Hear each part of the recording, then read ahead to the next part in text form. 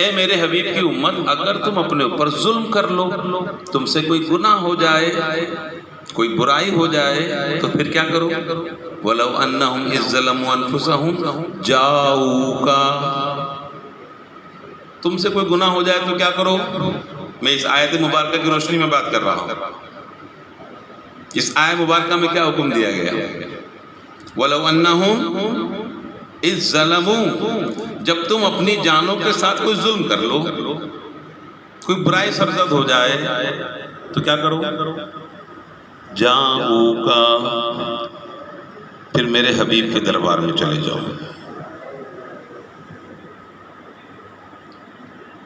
جو تمہارے پاس رسول آئے ہیں نا، پھر ان کے پاس چلے جاؤ، ان کے پاس چلے جاؤ۔ پھر کیا ہو؟ فَاسْتَغْفَرَ لَهُمُ الرَّسُولُ، جس رسول کے پاس تم گئے ہو وہ رسول تمہاری دعا کے لیے ہاتھ اٹھا دیں، تمہارے لیے دعا کر دیں وہ رسول، تو کیا ہوگا؟ لَوَجَدُ اللَّهَ، رسول نے تمہارے لیے دعا کر دی، لَوَجَدُ اللَّهَ تَوَّابًا رَحِيمًا، تو پھر تم اللہ کو رحم کرنے والا پاؤ گے۔ یہ رب نے بیان فرما دیا، یہ رب نے بیان فرما دیا۔ سامعین محترم، میلاد کا موقع ہے، عنوانات تو بہت سارے، اور جب ہمارے اقبال حسن صاحب پڑھ رہے تھے کہ رضا اب پل سے وجد کرتے گزریے، رضا پل سے اب وجد کرتے گزریے، پل کون سا؟ اسٹوڈنٹ سے پوچھا، اساتذہ محترم آپ لوگوں سے پوچھا، پل کون سا؟ پل صراط۔ کیا آتا ہے روایتوں میں کہ بال سے زیادہ باریک ہوگا، تلوار کی دھار سے زیادہ تیز ہوگا، اس پر چلنا ہوگا اور نیچے جہنم ہوگی۔ روایتوں میں آتا ہے کہ وہ گناہگار سیاہکار جنہوں نے نافرمانی کی ہوگی، جب اس پل سے گزر رہے ہوں گے تو کٹ کٹ کر نیچے گر رہے گے، احتیاط سے چل رہے ہوں گے، محتاط ہوں گے کہ دنیا تو شراب پینے میں گزار دی، جوا کھیلنے میں گزار دی، سٹوریوں میں بیٹھے رہے، گندی فلمیں دیکھتے رہے، مجمع میں بڑے حاجی بنتے تھے، نمازی بنتے تھے، لیکن تنہائی میں جب موبائل ہوتا تھا تو یوں کر کے دیکھتے تھے، بس کیا دیکھ رہے ہیں نہیں پتا، لیکن رب کو پتا، رب کو پتا ہے کون کہاں کیا کر رہا ہے، اپنے آفس میں، اپنے بیڈ روم میں، اپنی کلاس روم میں، کون کیا کر رہا ہے رب جانتا ہے۔ صوفیہ فرماتے ہیں، حضور قبلہ شاہ سائیں کا ذکر ہوا نا، شاہ عبداللطیف بٹھائی علیہ رحمہ، تو کیا فرماتے ہیں صوفیہ؟ صوفیہ فرماتے ہیں کہ پاک باز وہ ہے جس کی تنہائی پاکی پاکی، تنہائی۔ آپ کے سامنے تو میں بن سنور کر آیا ہوں، آپ میرے سامنے بن سنور کر آئے ہیں، آپ مجھے اچھا دیکھ رہے ہیں، میں آپ کو اچھا دیکھ رہا ہوں، لیکن میں اپنے آفس میں کیسا ہوں؟ میں اپنے بیڈ روم میں اس وقت جب میں تنہا ہوتا ہوں تو میں کیا کر رہا ہوتا ہوں؟ آیا قرآن کی تلاوت کرتا ہوں، رب کی بارگاہ میں سربہ سجود ہوتا ہوں، یا انتہائی کوئی گندی فلم اپنے موبائل پہ دیکھ رہا ہوتا ہوں؟ کیا کر رہا ہوتا ہوں؟ حساب ہوگا، ہر کسی کا ہوگا، ہر کسی کا ہوگا۔ اللہ کے نبی صلی اللہ تعالی علیہ وسلم نے فرمایا، کلکم راع، کلکم راع، تم میں سے ہر ایک نگہبان ہیں، وکلکم مسئول عن رعیتہ، اور ہر کسی سے اس کی نگہبانی کے متعلق پوچھا جائے گا، ہر ایک نگہبان۔ کلاس کا استاد نگہبان ہے، کالج کا پرنسپل نگہبان ہے، یونیورسٹی کا چانسلر نگہبان ہے، شوہر نہ ہو تو گھر کی بیوی اولاد کی نگہبان ہے، شوہر ہو تو باپ نگہبان ہے، مسجد کا امام نگہبان ہے، علاقے کا کونسلر نگہبان ہے، شہر کا میئر نگہبان ہے۔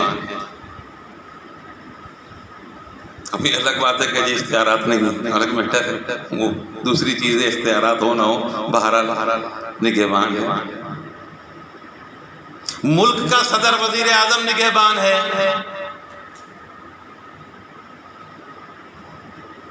اللہ کے نبی نے فرمایا، کر کے دکھایا، جیسے بیگ صاحب نے بتایا، بہت خوبصورت بیان، بہت خوبصورت انداز بیگ صاحب کا، نہ صرف بتایا بلکہ کر کے دکھایا، کیونکہ رسول اللہ پریکٹیکل کے لیے آئے۔ لَقَدْ كَانَ لَكُمْ فِي رَسُولِ اللَّهِ أُسْوَةٌ حَسَنَةٌ، یہ رسول تمہارے لیے رول ماڈل ہے، رول ماڈل۔ کیسا بننا ہے؟ رسول اللہ جیسا، اور کوئی نہیں، اور کوئی نہیں۔ قرآن کا حکم ہے رسول اللہ جیسے بننے کی کوشش کرو، ایسا کردار۔ اللہ کے نبی نے نبوت کا اعلان کب فرمایا؟ سوال یہ ہوتا ہے جو غلط ہے کہ حضور نبی پاک صلی اللہ علیہ وسلم کو نبوت کب ملی؟ سوال درست نہیں۔ نبوت کب ملی؟ نہیں۔ سوال یہ ہے کہ نبی پاک صلی اللہ علیہ وسلم نے نبوت کا اعلان کب کیا؟ کیوں؟ اس لیے کہ نبی پیدائشی نبی ہوتا ہے، نبی پیدائشی نبی ہوتا ہے۔ تو اللہ کے نبی صلی اللہ تعالی علیہ وسلم نے نبوت کا اعلان کب فرمایا؟ عمر کے کون سا سال تھا بھائی بچوں؟ 40 ایئرس، 40ویں سال آپ نے اعلان فرمایا میں اللہ کا نبی ہوں۔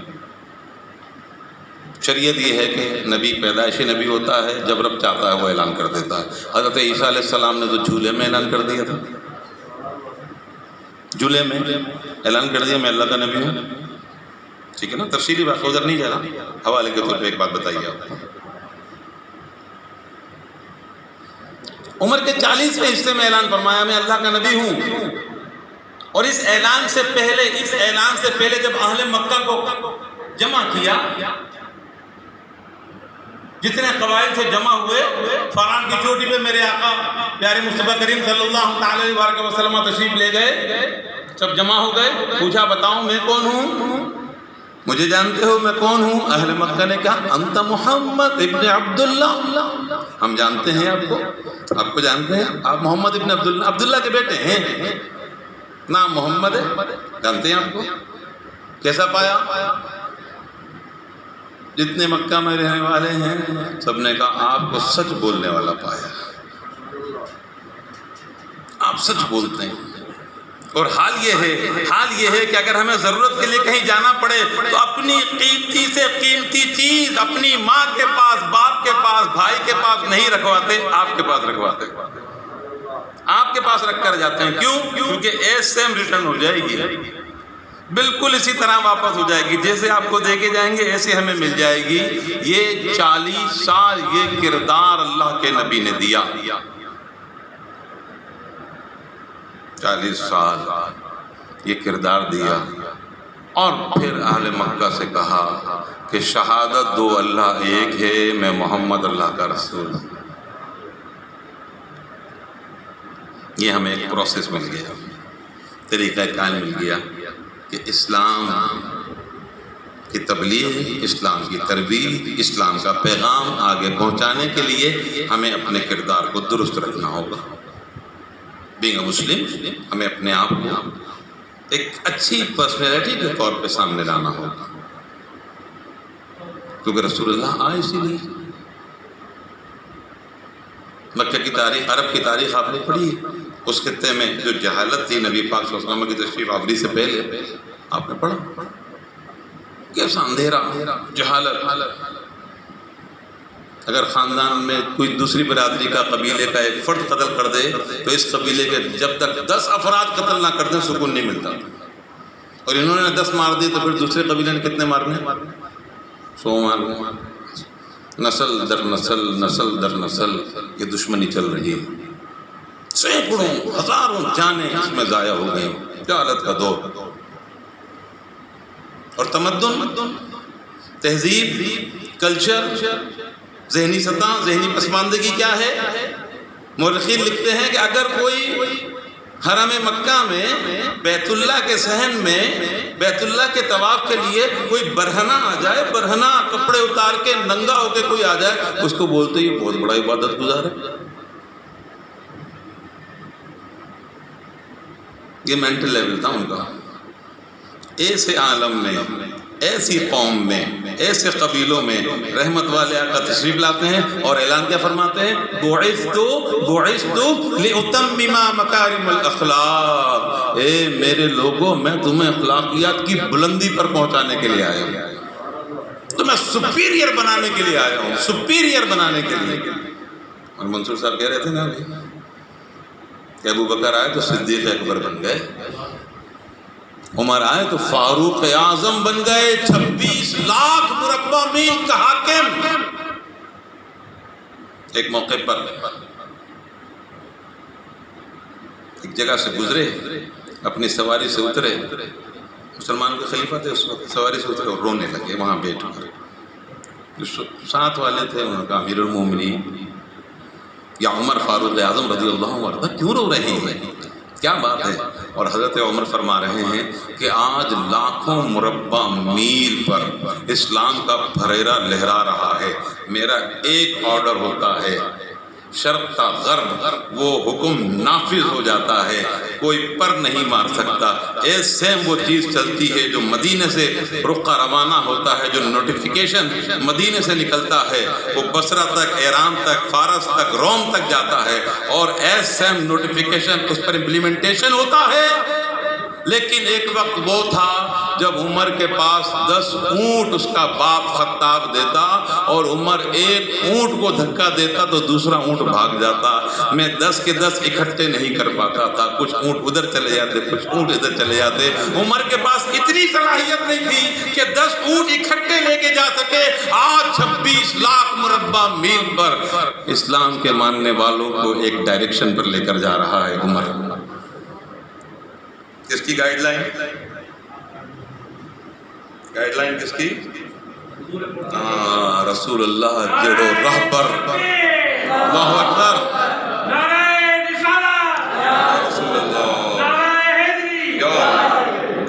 رسول اللہ جڑو رہبر. جمالی صاحب نے کہا، میں نے بھی واٹس ایپ منگوایا، میں نے کہا جمالی صاحب سے کہ مجھے واٹس ایپ کر دیں. ہاں میں نے بولی ٹھیک ہے. رسول اللہ جڑو رہبر، رسول اللہ جیسا رہبر، قائد، معلم، سید، بڑا امام نہ کوئی ہوا، نہ کوئی ہوا. ہاں سید جو ہم قدم ہم سر، عقیدے کی بات ہے. میں نعت کی تشریح کر رہا ہوں جمالی صاحب، کہیں چلا جاؤں نہیں کہے گا علامہ صاحب کیا کہہ رہے ہیں. میں شعر کی تشریح کر رہا ہوں. آپ کے شیخ نے بڑا پیاری بات کی، بڑی پیاری بات، عقیدے کی بات کی. سید جو ہم قدم ہم سر، نہ کو دیو تھیو نہ کو تھیندو.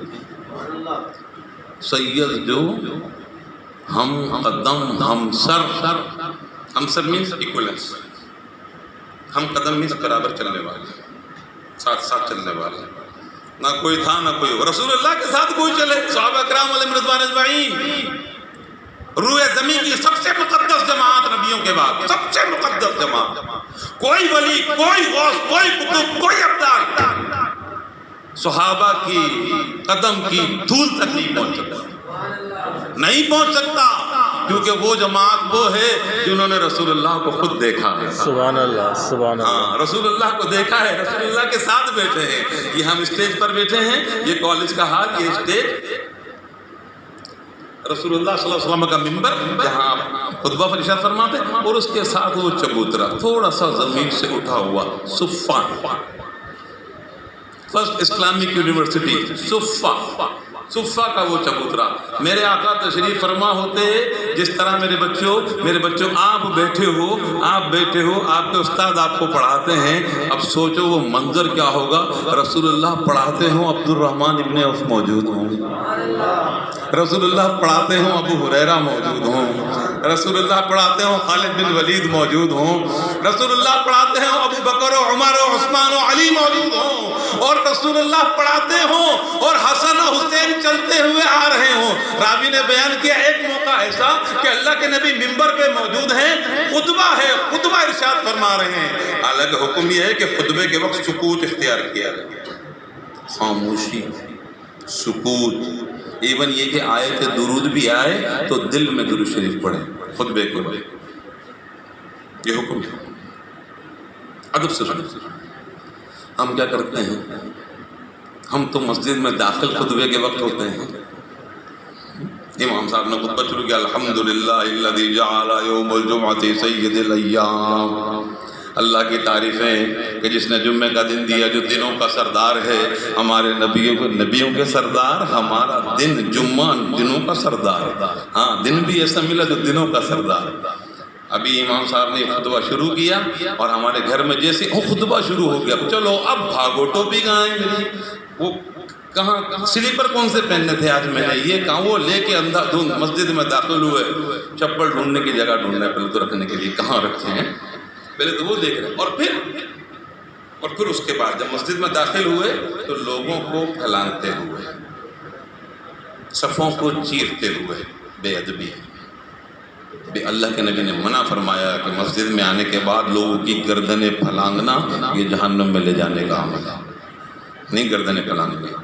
تو خطبے کا حکم ہے کہ تحمل سے، سکون سے سنا جائے، ٹھیک ہے؟ تو اللہ کے نبی خطبہ ارشاد فرما رہے ہیں، خطبے کا حکم ہے کہ سکون سے سنا جائے۔ اللہ کے نبی خطبہ ارشاد فرما رہے ہیں، صحابہ کی صفیں موجود ہیں، اللہ کی زمین کچی ہے، مسجد نبوی کی زمین کچی ہے، اور رحمت والے آپ کے کیا دیکھ رہے ہیں کہ حسن و حسین سرخ کرتے میں مسجد نبوی میں آ رہے ہیں، چھوٹے ہیں، 4-5 سال کی عمریں ہیں دونوں کی، آ رہے ہیں، اور کبھی کرتا پاؤں میں الجھتا تو گر جاتے، پھر اٹھ جاتے، پھر کرتا الجھتا، گرتے اٹھتے۔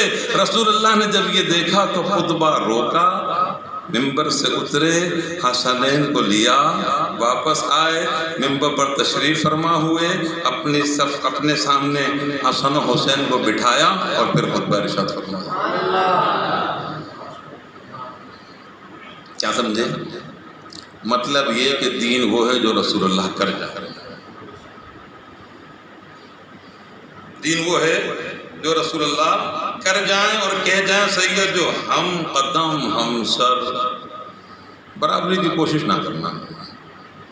رسول اللہ کو بشر دیکھ کر یہ نہ کہنا رسول ہمارے جیسے بشر ہیں، نہیں، ہمارے تمہارے جیسے بشر نہیں ہیں۔ صحابہ نے ایک مرتبہ کوشش کی، ہاں بتاتا ہوں، حضور نور صلی اللہ علیہ وسلم تشریف فرما، صحابہ کو دیکھا بڑے کمزور جسمانی طور پر، پوچھا صحابہ کیا بات ہے، کچھ ویکنیسز لگ رہی ہیں آپ کی باڈی وائز، آپ کے جسم میں کچھ نقات محسوس ہو رہی ہے؟ صحابہ نے عرض کی آقا یا رسول اللہ، معاملہ یہ ہے کہ جس تسلسل سے آپ نے روزے رکھنے شروع کیے ہیں نا، وہی روزے ہم نے رکھنے شروع کر دیے۔ یعنی اللہ کے نبی نے ایک موقع پر روزے اس طرح رکھے کہ صرف مغرب کے بعد جو افطار ہوتی وہی سحری ہوتی تھی رسول اللہ کی، رکھے، نبی ہیں، ہم کیا پوچھے کیوں رکھ رہے ہیں، بس ہمیں حکم ہے جو کر رہے ہیں فالو، رسول اللہ کو فالو کرو، نبی کی بات مانو، جو نبی کر رہے ہیں وہ کرو۔ صحابہ نے دیکھا نبی روزے رکھ رہے ہیں، صحابہ نے رکھنا شروع کر دیا۔ اللہ کے نبی نے جب یہ صحابہ کی حالت دیکھی فرمایا صحابہ تمہیں کیا پتا میری حقیقت کیا ہے، تمہیں کیا پتا، تمہیں کیا پتا میری حقیقت کیا ہے؟ ارے میں اپنے رب کے پاس کھاتا بھی ہوں سوتا بھی ہوں، حقیقت کو نہیں جانتے، تم میری ارے ہمارا شیخ، ہمارا مرشد، ہمارا امام، ہمارا استاد کچھ لکھ دے ہم اس شعر کا مطلب نہیں جانتے، تو شیخ کی ذہنی سطح تک کہاں پہنچیں گے؟ ہم اپنے شیخ تک نہیں پہنچ سکتے، ہم اپنے ٹیچر کی ذہنی سطح تک نہیں پہنچ سکتے، تو پھر اولیاء، صحابہ، مجتہدین اور پھر رسول اللہ کہاں پہنچانا؟ رب نے فرمایا لقد جاءکم، تحقیق اللہ جل شانہ نے تمہارے اندر سے ہی ایک رسول بھیجا، جو تم میں سے ہے، تمہارا تزکیہ کرتا ہے، تمہیں گائیڈ لائن دیتا ہے، تمہیں آگے لے کے چلتا ہے، اور قیامت تک کے لیے یہ تعلیمات ہاں اب کسی گروہ کے لیے نہیں ہے معاملہ۔ اس سے پہلے کیا ہوتا رہا؟ نبی پاک صلی اللہ علیہ وسلم کی بعثت مبارکہ سے پہلے ایک نبی کسی ایک گروہ کے لیے آتے، خاص قوم کے لیے، یا ایسا ہوتا کہ کوئی نبی کسی خاص جغرافیے کے لیے آتی، جغرافیائی طور پر کسی ایک خطے میں ایک نبی ہے، دوسرے خطے میں دوسرے نبی ہے۔ بعض اوقات ایسا ہوتا ہے کسی ایک قوم کے لیے ایک نبی، دوسرے قوم کے لیے کوئی اور نبی۔ روایتوں میں اور تاریخ میں ہمیں ملتا ہے کہ ایسا بھی ہوا کہ ایک ڈیوریشن ہے، زمانہ ایک ہے اور ایک زمانے میں 7-8 انبیاء بھی رہے ہیں، زمین کے مختلف خطوں مختلف شریعتیں چلتی رہیں، یہ بھی ہوا۔ انبیاء کرام علیہ السلام تشریف لاتے رہے، لیکن جب رسول اللہ کی تشریف آوری ہوئی تو اللہ جل شانہ نے فرمایا اے نبی، اے حبیب، اب اعلان کرو یا ایھا الناس، قل نبی فرمائیے یا ایھا الناس، اے لوگو، انی رسول اللہ الیکم جمیعا، میں کسی قوم کا نبی نہیں ہوں، کسی گروہ کا نبی نہیں، کسی برادری کا نبی نہیں، کہ زمین کے کسی ایک خطے کا نبی نہیں، کسی ایک زمانے کا نبی نہیں، بلکہ انی رسول اللہ الیکم جمیعا، آج سے جو وقت شروع ہو رہا ہے قیامت تک جو وقت رہے گا اس دور کا میں نبی ہوں۔ سبحان اللہ، سبحان اللہ۔ جتنی قومیں آئیں گی ان کا میں نبی ہوں، جن کی جتنی برادریاں آئیں گی میں نبی ہوں۔ فقہ اکرام نے لکھا کہ بات تو یہاں مکمل ہو رہی تھی، انی رسول اللہ علیکم، میں تم سب کی طرف رسول بن کر آیا، اللہ کا رسول بن کر آیا، علیکم تمہاری طرف، جمیعا کیوں فرمایا؟ سر نکتہ ہے، جمیعا کیوں فرمایا؟ انی رسول اللہ علیکم، جیسے پیچھے اور آیت میں فرمایا لقد جاءکم، تم میں رسول آیا، ٹھیک ہے نا، یہاں پہ بھی یا ایھا الناس انی رسول اللہ علیکم، میں تمہاری طرف رسول اللہ کا رسول بن کر آیا۔ پھر آگے فرمایا جمیعا، جمیعا کا کیا مطلب؟ اہل علم نے لکھا کہ جمیعا کا مطلب یہ کہ خطاب تو انسانوں سے فرمایا یا ایھا الناس، اے لوگو، تو علیکم تو وہاں پہ مکمل ہو گیا، لیکن جمیعا کے اندر صرف انسان نہیں، جنات بھی ہیں، صرف جن و انس نہیں، شجر و حجر بھی ہیں، دریا و سمندر بھی ہیں۔ اذان ہو رہی ہے؟ جی 2 منٹ کا وقفہ کر لیجیے۔